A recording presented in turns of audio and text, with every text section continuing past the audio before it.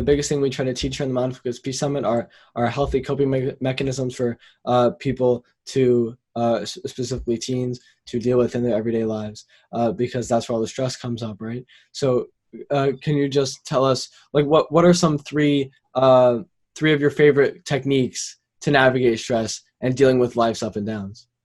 Yeah, so simple, a lot of times simple, three things. So I think the first thing is sort of simple breathing exercises. So, when things are, you can sometimes feel like things are getting a little out of balance, or you're having a day that didn't go the way that you expected it to.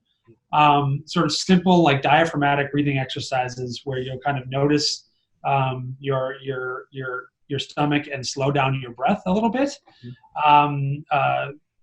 Is very effective in doing that, and kind of sort of resetting yourself. So just a few minutes of sort of breathing exercises on our website. We have a little like quick breathing exercises where you can do like a quick 3-minute breathing break. Those are really kind of geared towards that type of thing where you're like, okay, this day isn't going the way I wanted it to. I'm going into a more negative space. I don't want to bring that to my next meeting or the next person I want to talk to.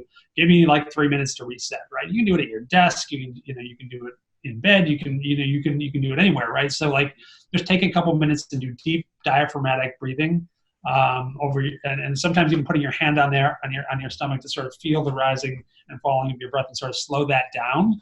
Yeah, really is effective at sort of resetting. So that would be the first one. There's also some tension and release exercises that are really effective.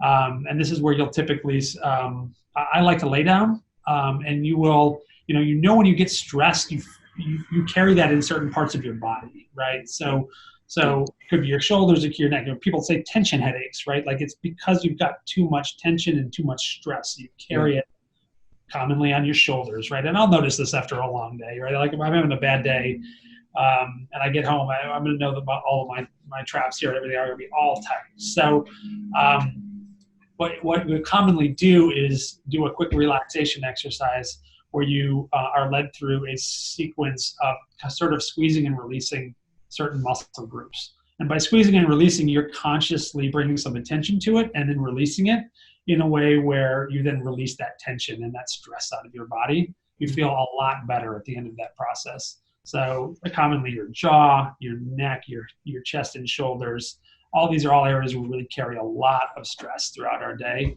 Yeah. And you don't really notice it until you really focus on that. And so that's very effective, I think, in sort of releasing that.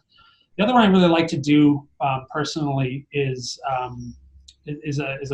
quick practice where you, when you're breathing, you notice as you breathe in air and you breathe out air through your nose that there's a little bit of variance in temperature, right? It's because the air outside is 70 degrees or so, and when you breathe it in, it's at 70 degrees, and you feel that at the tip of your nostrils, and when you breathe it out, it's a bit warmer because your lungs and your body has warmed it up a bit.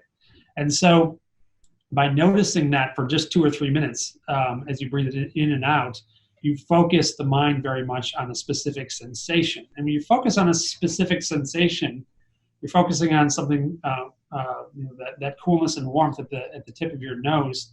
You very much clear your mind. It's very hard to think about anything and to do that practice at the same time.